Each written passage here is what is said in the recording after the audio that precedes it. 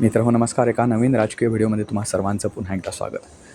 मित्रहो, जे पेरलं तेच उगवतं हे नगरपरिषद आणि नगरपंचायतीच्या निवडणूक निकालावरून स्पष्ट झालेलं आहे. आज आपण पाहणार आहोत चिपळूण नगर परिषदेमधील राजकारण कसं फिरलं, वारे कसे फिरले आणि नेमकं चिपळूण नगर परिषदेमध्ये काय झालं. भास्कर जाधव यांचा स्वतःचा ते उभं न राहतासुद्धा पराभव झाला. दुसरीकडे त्यांचे हाडवैरी असलेले रमेश कदम यांचासुद्धा पराभव झाला. हा पराभव का झाला आणि नेमकं चिपळूण नगर परिषदेमध्ये राजकारण वेगळ्या वळणावर का आलं होतं याचा सविस्तर आढावा आजच्या आपण व्हिडिओतून घेणार आहोत. तर व्हिडिओ शेवटपर्यंत बघायला विसरू नका. मित्रहो, कोकणातील रत्नागिरी जिल्ह्यातील चिपळूण नगर परिषद ही अतिशय महत्त्वाची नगर परिषद. या नगर परिषदेमध्ये कित्येक वर्षे रमेश कदम हे राष्ट्रवादी काँग्रेसतर्फे नगराध्यक्ष राहिलेले आहेत. त्याच्या अगोदर काँग्रेसतर्फे पण राहिलेले आहेत, त्यानंतर राष्ट्रवादी काँग्रेसतर्फे राहिलेले आहेत. चिपळूण शहराचा पूर्णपणे अभ्यास असलेले रमेश कदम हे व्यक्तिमत्व. त्यानंतर ते राष्ट्रवादी काँग्रेसतर्फेच आमदारसुद्धा झाले. आमदारकीनंतर ते पुन्हा आमदारकीला उभे राहिले, मात्र त्यावेळी त्यांना पराभव पत्करावा लागला. अशी थोडक्यात राजकीय पार्श्वभूमी असलेले रमेश कदम या निवडणुकीमध्ये थेट लोकनियुक्त नगराध्यक्षपदासाठी राष्ट्रवादी काँग्रेस शरद पवार गटातर्फे उभे होते. रमेश कदम यांची आपल्या थोडक्यात ओळख करून झाल्यानंतर एक उद्धव ठाकरे गटाची मुलुक मैदान तोफ म्हणून जिचा गौरव केला जातो ते सध्याचे आमदार भास्कर जाधव यांची नव्यानं ओळख करून देण्याची गरज नाही, तरीसुद्धा मी थोडक्यात सांगतो. भास्कर जाधव हे अखंड शिवसेनेमध्ये एक वरिष्ठ नेते होते. त्यांना विधानसभेचा उत्कृष्ट वक्ता म्हणून पुरस्कारसुद्धा मिळालेला होता, त्यावेळी त्यांची सत्ता नसतानासुद्धा. त्यामुळे त्यांचं जे हे आहे राजकीय कौशल्य असेल किंवा बोलण्याची पद्धत, लकब असेल, ती सर्वश्रुत आहे. ते खूप हुशार नेते होते म्हणतो याच्यासाठी अलीकडे ते स्वतः बिघडल्यासारखे वागतात, काही वक्तव्य करतात. ते कसे ते पण आपण पाहणार आहोत. तर ते पाहण्या अगोदर आपण मूळ मुद्द्यावर येऊ आणि मग भास्कर जाधवांचं जे मी स्टेटमेंट केलं त्याच्यावर येऊ. तर हे भास्कर जाधव आणि रमेश कदम यांच्यातील हाडवैर हे ह्या दोन्ही नेत्यांना जे ओळखतात त्या सगळ्यांना माहिती आहे की त्यांच्यातून विस्तव जात नाही. विळा भोपळ्याचं यांचं नातं होतं. एकमेकावर परस्परांवर अतिशय घाणेरड्या पद्धतीने सुद्धा दोघांनी चिखलफेक केलेली आहे. असं असताना या निवडणुकीत एक अचंबित करणारी घटना घडली. चिपळूण नगर परिषदेमध्ये अचानकपणे भास्कर जाधव यांनी रमेश कदम यांना लोकनियुक्त नगराध्यक्षपदाच्या निवडणुकीसाठी जाहीर पाठिंबा व्यक्त केला. आता हा पाठिंबा जाहीर करताना एक महत्त्वाचा विषय येतो की उद्धव ठाकरे गटाने इथे आपला उमेदवार दिला नव्हता का?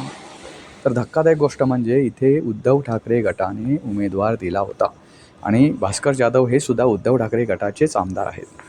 तरीसुद्धा विनायक राऊत यांनी हा उमेदवार दिला केवळ आणि केवळ या एकमेव कारणासाठी. भास्कर जाधव यांनी स्वतःच्या पक्षाविरोधात असलेल्या रमेश कदम यांना जाहीर पाठिंबा दिला. रमेश कदम आणि भास्कर जाधव यांचं मगाशीच म्हटलं तुम्हाला अतिशय परस्पर विरोधी संबंध आहेत, त्यांचे परस्पर विरोधी मतं आहेत. अतिशय घाणेरड्या पातळीवर येऊन त्यांनी परस्परांना आरोप केलेले आहेत. असं असतानासुद्धा भास्कर जाधव आणि विनायक राऊत जे माजी खासदार आहेत, उद्धव ठाकरे गटाचे नेते आहेत, त्यांच्यातील वैर हे सुद्धा पूर्ण कोकणाला माहिती आहे. विनायक राऊत हे शिवसेनेचे म्हणजे उद्धव ठाकरे गटाचे सचिव आहेत. या दोघांमधील वैर एवढं विकोपाला गेलं, ते एकाच पक्षात राहून एकाच एरियामध्ये काम करत असतानासुद्धा त्यांच्यातील वैर एवढं विकोपाला गेलेलं आहे की ते वैर लक्षात ठेवून भास्कर जाधव यांनी त्यांचे हाडवैर ज्यांच्याशी जुनं हाडवैर होतं ते हाडवैर विसरून रमेश कदम यांना जवळ केला आणि त्यांना पाठिंबा जाहीर केला. असा कोणता करिश्मा होता रमेश कदम दाखवणार होते किंवा असा कोणता विकास ते नगराध्यक्ष होऊन करणार होते की ज्या कारणामुळे भास्कर जाधव यांनी त्यांच्याशी असलेलं वैर विसरले आणि त्यांना पाठिंबा जाहीर केला आणि स्वतःच्या पक्षातल्या उमेदवाराला थोडक्यात विरोध केला. याच्यात असं झालं मित्रांनो, रमेश कदमसुद्धा या निवडणुकीत पडले आणि उद्धव ठाकरे गटाचे जे अधिकृत उमेदवार होते ते सुद्धा या निवडणुकीत पडले आणि या निवडणुकीमध्ये तिसराच उमेदवार निवडून आला. याच्यामध्ये दोन्ही पक्षांचं नुकसान झालं. शिंदेसेना आणि भाजप महायुतीचे उमेश सपकाळ हे या निवडणुकीत उभे होते आणि ते या निवडणुकीत निवडून आले. उद्धव ठाकरे गटाला भास्कर जाधव यांच्या आतताईपणामुळे पराभव पत्करावा लागला. महत्त्वाचं म्हणजे उद्धव ठाकरे गटाचे इतर नगरसेवकसुद्धा असेच पटापट पडत गेले. तुम्हाला सांगायचं झालं तर खूप मोठ्या प्रमाणावर चिपळूणमध्ये उद्धव ठाकरे गटाचं यामुळे नुकसान झालं. भास्कर जाधव यांचा चिपळूण गुहागर मतदारसंघ विधानसभा मतदारसंघ आहे. गुहागरमध्ये सुद्धा भाजप उद्धव ठाकरे गटाला खूप मोठ्या प्रमाणावर हार पत्करावी लागली. नगर परिषदेसारख्या ठिकाणी जर अशी अवस्था असेल तर येणाऱ्या विधानसभा निवडणूक जेव्हा कधी विधानसभा निवडणूक येईल किंवा आता स्थानिक स्वराज्य संस्थांच्या निवडणुका येतात त्यामध्ये उद्धव ठाकरे गटाची कामगिरी कशी राहील हे तुम्हाला आता वेगळं सांगण्याची गरज नाही. मित्रांनो, भास्कर जाधव हे खूप वाचाळवीर झालेले आहेत. मी तुम्हाला मगाशी म्हटलं होतं की ते खूप बुद्धिमान नेते होते वगैरे वगैरे. ते मी याच्यासाठी म्हटलं होतं की त्यांना उत्कृष्ट वक्ता वगैरे पुरस्कार मिळाला होता विधानसभेचा. पण अलीकडच्या काळात ते एवढे प्रत्येकाला जो दिसेल त्याला अंगावर घेण्याचा प्रयत्न करतात, त्याला काही वाटेल ते बोलतात. मी तुम्हाला उदाहरण सांगतो. याच भास्कर जाधवांनी उद्धव ठाकरेंनासुद्धा काही बोलले होते आणि ते त्यांना कंटाळून त्यांच्यावर आगपाखड करून राष्ट्रवादी शरद पवारांच्या राष्ट्रवादीमध्ये ते गेले. त्यानंतर तिथे त्यांचा फार काय मोठा सन्मान झाला नाही. त्यानंतर ते परत उद्धव ठाकरे गटामध्ये आले. कोरोनाच्या दरम्यानच त्यांचा पक्षप्रवेश झाला. त्यानंतर उद्धव ठाकरे मुख्यमंत्री झाले. उद्धव ठाकरे मुख्यमंत्री झाल्यानंतर एकदा चिपळूणमध्ये मला वाटतं पूर की काहीतरी आपत्ती आली होती, पुराचीच आपत्ती होती असेल. त्यावेळी खूप मोठ्या प्रमाणावर चिपळूणमध्ये नुकसान झालं होतं. त्यावेळी उद्धव ठाकरे हे मुख्यमंत्री असताना ते आले होते त्या पुराची पाहणी करण्यासाठी. तर त्यावेळी ह्यांनी सामान्य नागरिकांना अशी उद्धट उत्तरं दिली, उद्धट वागणूक दिली. याचा व्हिडिओ आजसुद्धा तुम्ही बघू शकता यूट्यूबवरच तुम्हाला सापडेल. इतक्या मोठ्या प्रमाणात त्यांनी शिवीगाळ वगैरे केली.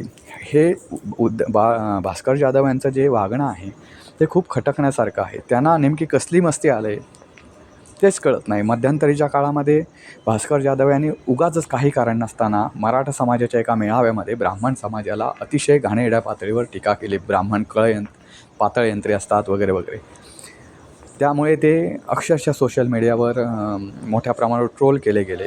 त्यानंतर आता हा रमेश कदमांचा विषय राजकीय विषय आहे, तरीसुद्धा या विषयामुळे काही का होईना त्यांच्या पक्षाचं स्वतःचं नुकसान केलं, त्यांचं स्वतःचं नुकसान झालं. त्यांची एक राजकीय इमेज आहे ती बिघडली. आता सध्याच्या काळात तुम्ही बघायला गेलात तर उदय सामंत आणि त्यांच्यासुद्धा हार्डवेअर मोठ्या प्रमाणावर आहे. हे दोन्ही नेते जे आहेत ते एक वेळी एका पक्षामध्ये राहिलेले आहेत. त्यावेळीसुद्धा त्यांचं पटत नव्हतं. भास्कर जाधव यांचा राजकीय इतिहास जर सांगायचा झाला, पार्श्वभूमी आणि सांगायची झाली तर रत्नागिरीचे एक दिवंगत नगराध्यक्ष ज्यांना कार्यसम्राट म्हटलं जायचं, त्यांचा एवढा रत्नागिरीचा अभ्यास होता रत्नागिरी शहराचा की तुम्ही एखादं तुमचं नाव जर सांगितलं तर तुम्ही रत्नागिरीत राहता की नाही हे सुद्धा त्यांना माहिती असायचं. इतका त्यांचा रत्नागिरीचा अभ्यास होता. ते रत्नागिरीची नाडी ओळखणारे कार्यसम्राट माजी नगराध्यक्ष तत्कालीन नगराध्यक्ष उमेश शेटे हे रत्नागिरीचे नगराध्यक्ष होते आणि भास्कर जाधव हे चिपळूणचे आमदार होते त्यावेळी. तरीसुद्धा ते एकाच पक्षात आहेत म्हणून त्यांच्यात प्रचंड वैर होतं.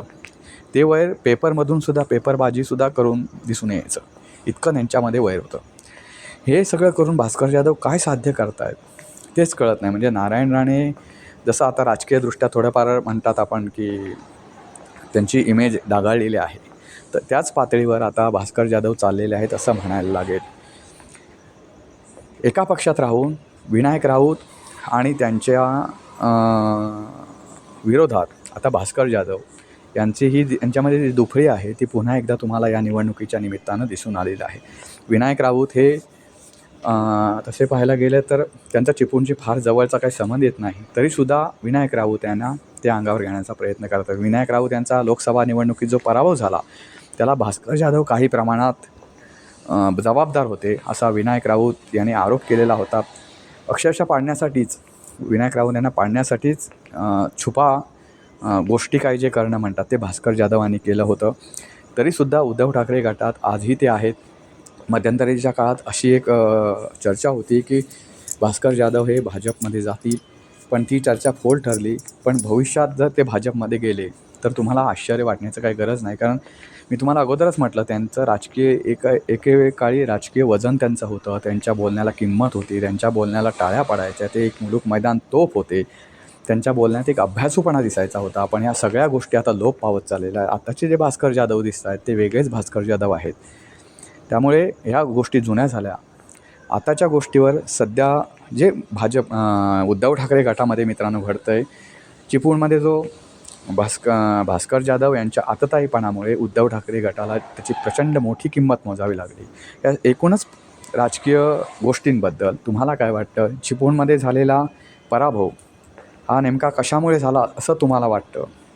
आणि भास्कर जाधव यांनी उचललेलं पाऊल योग्य आहे का?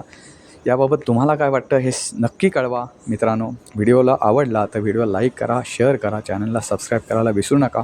पुन्हा भेटू पुन्हा एका नवीन व्हिडिओसह. तोपर्यंत नमस्कार.